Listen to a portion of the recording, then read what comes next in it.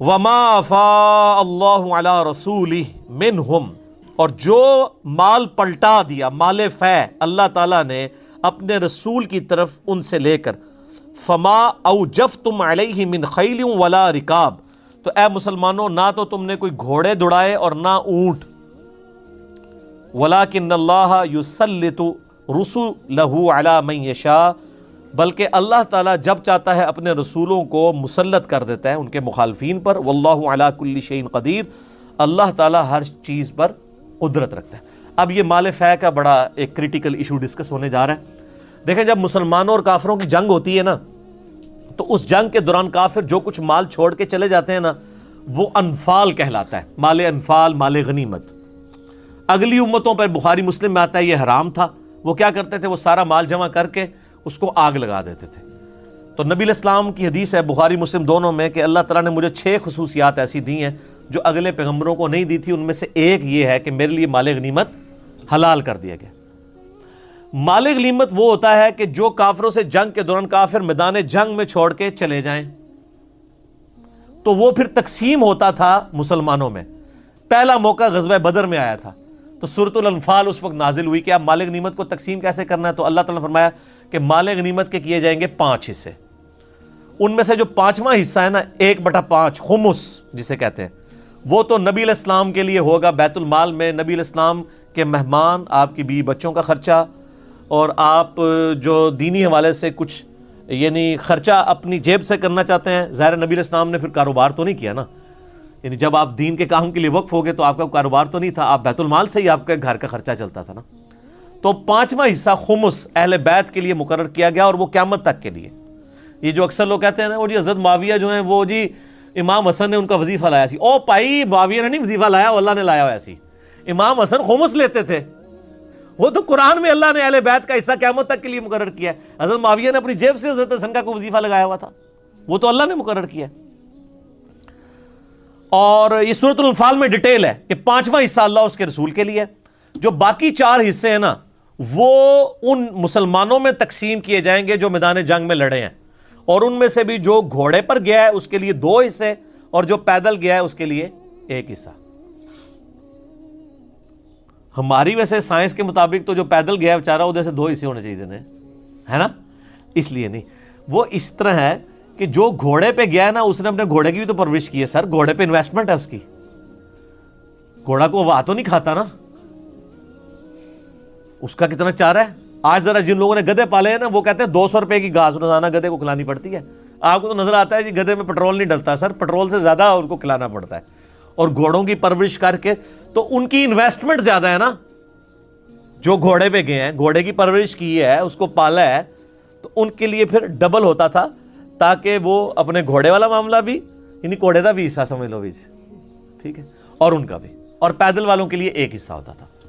اس طرح وہ 4 حصے تقسیم ہوتے تھے۔ اچھا، اب یہ جو بنو نظیر کے ساتھ جو یہ جہاد ہوا، یہ غزوہ بنو نظیر بھی کہلاتا ہے، اس میں مسلمانوں نے نہ تو قرآن پاک میں آپ نے پڑھ لیا، اللہ تعالیٰ نہ تو تم نے گھوڑے دوڑائے ہیں نہ اونٹ، صرف گھیراؤ کیا ہے۔ وہ کانفیڈنس لوز کر کے انہوں نے کہا جی ہم قلعے کے دروازے کھولتے ہیں، سانو اتھو جان دو، تو اسی جنگ جیتے۔ حالانکہ پہلے کس نے تڑیاں لگاتے تھے جی، ساڑھے نال مقابلہ آیا تو پتہ لگے گا، تو لگ پتہ گیا، ٹھیک ہے۔ تو اللہ تعالیٰ نے فرمایا کہ اب یہ جو مال غنیمت ہے نا، اس میں تمہاری تو کوئی کنٹریبیوشن نہیں ہے، نہ تمہاری تو کوئی کنٹریبیوشن نہیں ہے، یہ تو اللہ نے تمہیں دلایا ہے اپنے رسول کو ایز اے گفٹ، کہ نبی علیہ السلام کا روب ڈال دیا کافروں کے اوپر، لہٰذا اب یہ مال غنیمت نہیں بلکہ مال فے ہوگا۔ یہ الفاظ آگے نا، وما افاء اللہ، اللہ نے یہ مال فے دی ہے۔ اچھا، اب مال فے کے لیے کیا حکم ہوگا؟ اس کے لیے تو تھا 5واں حصہ اللہ اور اس کے رسول کے لیے، باقی 4 حصے ان میں تقسیم۔ مال فے کے لیے کیا ہوگا؟ سر مال فے کے لیے کہ ٹوٹل نبی علیہ السلام کا وہ اور بیت المال کا حصہ ہے۔ نبی علیہ السلام کی یہ یعنی اتھارٹی ہے کہ وہ خود دیکھیں کہ کون سے غریب اصحاب ہیں، ان کی خدمت کر دیں اس بیت المال میں سے، چاہے وہ جنگ میں شریک ہوئے ہیں نہیں ہوئے ہیں، اس کو چھوڑ دیا جائے۔ یعنی ٹوٹل آپ صلی اللہ علیہ وآلہ وسلم کے ہاتھ میں ہے، یا آپ علیہ السلام کے بعد جو امیر المومنین مسلمانوں کا ہوگا اس کا اختیار ہوگا مال فے کا۔ یہ مال فے کا مسئلہ بہت کرٹیکل ہے، یہ اس سے بڑی کرٹیکلٹی اختیار کر گیا حضرت عمر کے دور میں۔ اب آپ کو سمجھ آئے گا یہ صورت کتنی امپورٹنٹ ہے۔ یہ پوری کدھر کور ہو سکتی تھی سر؟ یہ تو 7-8 آیات ہی کور ہو جائیں، بڑی بات ہے۔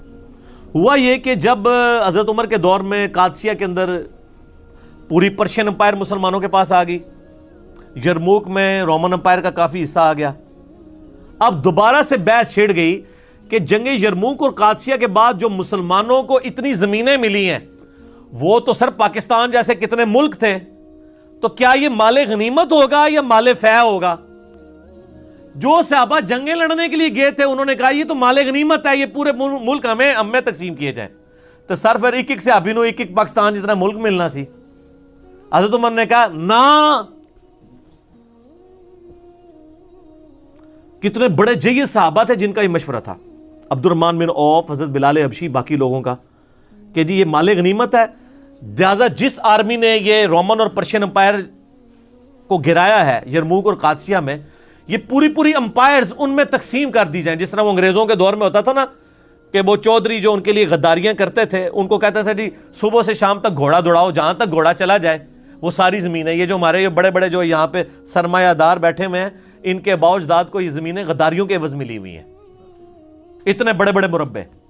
یہی کام حضرت عمر فاروق رضی اللہ تعالیٰ کو مشورہ دیا گیا کہ جی تو مال غنیمت تو ان مسلمانوں کی کنٹریبیوشن ہے، انہی میں تقسیم کیا جائے۔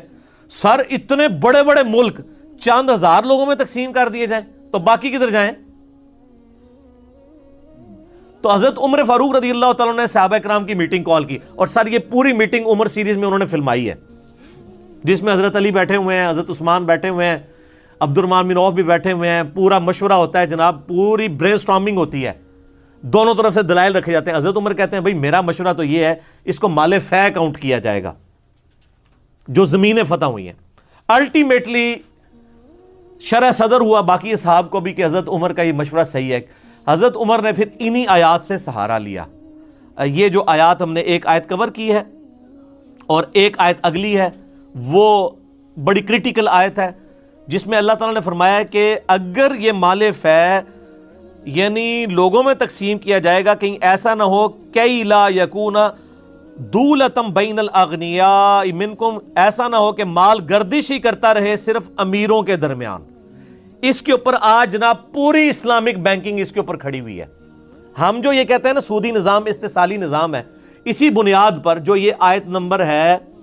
7، یہ ہم بعد میں کور کریں گے، میں پہلے اس بات کو مکمل کر لوں مال فے والی، کہ اللہ تعالیٰ ہمارا یہ نہ ہو کہ امیروں میں ہی مال گھومتا رہے، غریب غریب ہی رہے، امیر امیر تار ہوتا جائے۔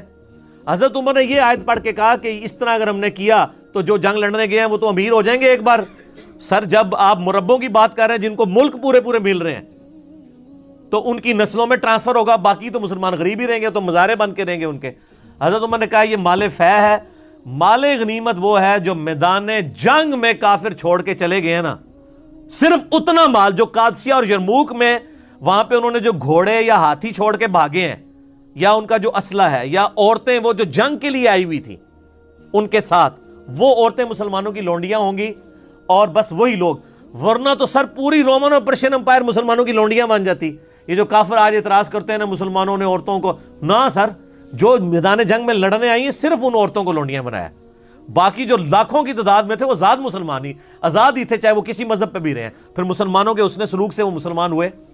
اور اسی ٹاپک کے اوپر میں نے بتایا نا، اسلامی ہسٹری میں ایک ہی کتاب ہے الجہاد فی الاسلام، مولانا مودودی رحمہ اللہ تعالیٰ کی، جس پہ ڈاکٹر اقبال نے وہ کتاب پڑھ کے کہا تھا یہ مسلمانوں کو لیڈ کرے گا، اور اسلام پہ یہ ادھار تھا پچھلے 1300 سال سے کہ یہ جو رومن اور پرشین امپائر کے اوپر صحابہ کرام نے جو جنگیں مسلط کی ہیں اور ان کو مغلوب کیا ہے، اس کے پیچھے لاجکس کیا ہیں، لونڈیوں کا سسٹم کیا ہے، جو آج کافر بھی بڑا اعتراض کرتے ہیں، ان ساری باتوں کے جواب مودودی صاحب نے دیے جب مودودی صاحب کی عمر صرف 20 سال تھی۔ سر تو آڈے 20 سال دے منڈے نو سینٹ نہیں پونجنا آندا، الجہاد فی الاسلام لکھی 20 سال دی عمر وچ، اور یہ کہتے ہیں مودودی صاحب کے پاس ڈگری نہیں سی۔ اللہ کا شکر ہے ڈگری نہیں سی تو تائیں وہ کام کر کے گئے نے، ڈگری والے تو ڈگری دے سپیلنگ بھی نہیں آندے۔ ٹھیک ہو، اور وہ اس وقت وہ کتاب پڑھ کے ڈاکٹر اقبال نے کہا تھا کہ یہ لیڈ کر رہا ہے، اور ڈاکٹر اقبال نے مولانا مودودی کو انڈیا سے پاکستان اس وقت نہیں بنا تھا، یہ منصورہ جو اس وقت جماعت اسلامی کا مرکز ہے نا، یہ ڈاکٹر اقبال نے لے کے دیا ہوا ہے۔ ڈاکٹر اقبال نے الازہر یونیورسٹی میں لیٹر لکھا تھا۔ الازہر یونیورسٹی مسلمانوں کی سب سے پرانی یونیورسٹی ہے، 330 ہجری میں بنی ہے، آج 1440 ہجری ہے، 1100 سال ہو چکے ہیں الازہر یونیورسٹی کو۔ وہاں انہوں نے خط لکھا کہ جی ہمیں کوئی اسکالر دے سب کانٹیننٹ کے لیے۔ انہوں نے کہا آپ کے پاس تو وہ اسکالر جو ہمارے پاس بھی نہیں ہے، مودودی۔ پھر مودودی صاحب کو منت مار مار کے ڈاکٹر اقبال نے خط لکھ کے کہ آپ ادھر آ جائیں۔ یہ منصورہ والی جگہ جو آج مرکز ہے جماعت اسلامی کا، یہ پورا ایریا مودودی صاحب کو ڈاکٹر اقبال نے لے کے دیا تھا۔ یار ڈاکٹر اقبال کے مسلمانوں پہ بڑے احسان ہیں۔ محمد علی جناح کو کس نے بلایا تھا سب کانٹیننٹ میں اور مسلم لیگ حوالے کی تھی؟ ڈاکٹر اقبال نے۔ وہ تو مایوس ہو کے چلے گئے تھے، وہ تو مسلمان اور ہندوؤں کا اتحاد چاہتے تھے، پھر کانگریس سے مایوس ہوئے، پھر دوبارہ سے۔ اور دوسرا یہ احسان مودودی صاحب، اور مودودی صاحب کے امت پہ 2 احسانات ہیں، ڈاکٹر اسرار اور ڈاکٹر فرحت ہاشمی۔ یہ 2 احسانات مودودی صاحب کے ہیں، کیونکہ ڈاکٹر فرحت ہاشمی کے والد جماعت اسلامی کے سرگودا کے امیر تھے، اور ڈاکٹر اسرار تو پوری زندگی انہی سے اکتساب کرتے رہے۔ تو جی ہاں وہ بھی خیر وہ تو ایک معاملہ اور طرف چل پائے گا۔ دیکھیں اپنے بزرگ سارے نے یاد آنے کون رکھو، ٹھیک ہے۔ اچھا تو میں آپ کو بتا رہا ہوں، الجہاد فی الاسلام کتاب لکھی، اس میں یہ سارا ٹاپک ڈسکس کیا انہوں نے۔ تو حضرت عمر نے کہا میدان جنگ میں جو عورتیں ہیں وہ لونڈیاں بنائی جائیں گی، میدان جنگ میں جو مال چھوڑ کے گئے ہیں وہ مسلمانوں کے ان میں تقسیم ہوگا، اور جو باقی پوری سلطنت ہے وہ مال فے ہے، اس جنگ کی برکت سے وہ اللہ نے آپ کو دی ہے۔ صرف میدان جنگ میں جو ایریا ہے اور جو ہے وہ مال غنیمت ہے، اس کا 5واں حصہ اہل بیت کو جائے گا، باقی 4 مجاہدین میں تقسیم ہوگا، اور پوری سلطنت وہ ساری بیت المال میں آئے گی، اور وہ بیت المال پھر غریب مسلمانوں میں تقسیم ہوگا جس طرح، اور اس کی جو تقسیم ہوگی وہ اس طرح ہوگی کہ ان زمینوں وہ سرکاری املاک ہی رہیں گی ہمیشہ، وہ مسلمانوں کو الاٹ کی جائیں گی، ٹھیک ہو گیا جی۔ اور مسلمان ان زمینوں کے اوپر محنت کریں گے، مسلمان اس کے مالک نہیں ہوں گے، اور جو کافر ہیں، کافروں کی پاس جو زمینیں ہیں وہ اپنے پاس ان کو بھی الاٹ کی جائیں گی، وہ اس کے مالک نہیں ہوں گے، وہ ان زمینوں سے کمائی کر کے خراج جو ہے نا وہ حکومت وقت کو دیں گے، اور جن کی ملکیت ہوگی نا زمینیں، جو یعنی میدان جنگ والا پورشن یا وہ جو مسلمانوں کو پکا الاٹ کر دیا جائے گا، وہ اس کا عشر دیں گے۔ عشر ہوتا ہے کہ اس کمائی کا 10واں حصہ، اگر تو وہ یعنی بارانی ہے، اور اگر خود پانی لگا رہے ہیں تو پھر وہ 20واں حصہ، یعنی 20ویں سے مراد ہے آدھا ہو جائے گا۔ پہلے 100 میں 10 روپے تھے، پھر 100 میں 5 روپے دینا، زکوٰۃ تو 2.5% ہے نا، تو عشر، اور یہ خراجی زمینیں ہوں گی۔ اچھا اب اگلی بات ہے، یہ سب کانٹیننٹ کی زمینیں خراجی ہیں یا عشری ہیں؟ ہاں جی کیوں جی؟ سب کانٹیننٹ کی ساری زمینیں خراجی ہیں، یہ حکومت کی ملکیت ہے، یہ تو انگریزوں نے زبردستی تقسیم کی ہیں اپنے غداروں کے اندر۔ یہ آج جو آپ کو اتنے بڑے بڑے خاندان نظر آتے ہیں نا جی، وہ جی کئی گھنٹے ٹرین چلتی رہتی ہے، ان کی زمینیں ہی ختم نہیں ہوتی، وہ ٹرین مسلمانہ تھے وہ چلاندے رہے نا، غداریاں کرتے رہے نے، ایک گوروں نے ان کو انعام کے طور پہ دی ہیں۔ اس لیے آپ دیکھیں قاضی ثناء اللہ پانی پتی جو بہت بڑے حنفی عالم گزرے ہیں، جنہوں نے تفسیر مظہری لکھی ہے، جنہوں نے بڑی بڑی عجیب و غریب باتیں بھی لکھی ہیں کہ حضرت عیسیٰ علیہ السلام بھی فقہ حنفیہ پہ عمل کریں گے، انہوں نے اس زمانے میں یہ جو خراج اور عشر کے اوپر کتاب جب لکھی تو انہوں نے اس کتاب میں جو ہے نا وہ مسائل ڈسکس، عشر کے مسائل ڈسکس ہی نہیں کیے، صرف خراج کے ایشوز ڈسکس کیے کہ یہ سب کانٹیننٹ کی زمین تو خراجی زمین ہے، یہ کسی کے کوئی ملکیت نہیں ہے، کیونکہ یہ ظاہر مسلمان جب یہاں پر آئے اس کے بعد یعنی سب سے پہلے تو بنو امیہ آئی تھی نا، محمد بن قاسم، اور ملتان تک وہ پہنچ گیا تھا،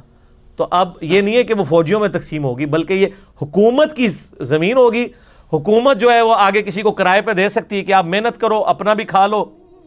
اور اس میں سے حکومت کو ٹیکس بھی دو، یہ خراج وہ ٹیکس ہے، ٹھیک ہو گیا۔ تو عشر اور زکوٰۃ وہ الگ سے ٹیکس ہے، وہ ملکیت کے اوپر ہے، یہ حکومت کی اس ملکیت پہ ٹیکس اس بندے نے دینا ہے کہ جو حکومت کی ملکیت کی چیزوں پر محنت کر کے کمائی کرتا ہے، مالک حکومت رہے گی لیکن اس کی کمائی کا وہ خراج دیا کرے گا، اور وہ نامینل سی رقم ہوتی تھی، کوئی زیادہ نہیں ہوتی تھی۔ تو یہ مال فے جو ہے وہ خراجی زمین کے طور پہ تصور کیا جائے گا، وہ مال غنیمت کے طور پہ ملکیت بنا کے یہ نہیں تقسیم کیا جائے گا، نہ اس پہ عشر ہوگا، عشر تو ہوتا ہے جو ذاتی زمین ہوگی۔ تو یہ مال فے اور مال جو غنیمت کا ایشو اس کے اندر یہ ریزالو ہوا، ان آیات کی بنیاد پہ سیدنا عمر کے دور میں پھر فیصلہ کیا گیا۔ اور وہ پھر فیصلہ سر ابھی تو اس کے بعد کتنی فتوحات ہونی تھی سر، وہ تو ابتدا تھی نا، پھر سلطنت عثمانیہ بھی بنی ہے، تو ہمیشہ اسی طریقے سے پھر یعنی چیز اسٹیبلش تھی کہ یہ سب خراجی زمینیں ہوں گی، حکومت کی ملکیت ہوں گی، حکومت کسی کو الاٹ کرنا چاہے غریب کو وہ کر سکتی ہے، ٹھیک ہے، کسی غریب کو تحفہ بھی دے سکتی ہے، لیکن یہ نہیں ہے کہ آپ کتنے مربوں پہ قبضہ کر لیں اور اس کی ملکیت کلیم کر لیں۔ تو وہ انہی آیات کی بنیاد پہ تھا، اور یہاں پہ وہ اکنامکس کا وہ رول بھی آ جائے گا جس کے اوپر پورا فائنینشل سسٹم اسلام کا کھڑا ہے کہ کوئی ایسا سسٹم نہ بنے کہ جو دولت صرف امیروں میں گھومتی رہے، بلکہ پیسہ سرکولیشن میں آنا چاہیے۔ سرکولیشن میں لانے کا یہ طریقہ نہیں ہے کہ آپ سود بڑھا دیں اور لوگ بینکوں میں پیسہ جمع کرا کے یا قومی بچت میں جمع کروا کے سود کھائیں، بلکہ یہ ہے کہ آپ اس سسٹم کو ڈسکریج کریں۔ انیشلی تو فوراً سود تو نہیں ختم ہو سکتا، لیکن جو یہ منافع بینک دیتے ہیں یہ بہت کم کیا جائے اسٹیٹ بینک کی طرف سے، تاکہ لوگ مال نکال کے انویسٹمنٹ کریں، ٹھیک ہے۔ اور جب انویسٹمنٹ کریں گے، صرف آپ دیکھ لیں کہ کنسٹرکشن کے کاروبار میں اگر انویسٹمنٹ شروع ہو جائے تو 40 کے قریب انڈسٹریز اس کے ساتھ وابستہ ہیں، لاکھوں لوگوں کا کاروبار کھل سکتا ہے۔ تو صرف امیروں میں دولت نہیں رہے گی،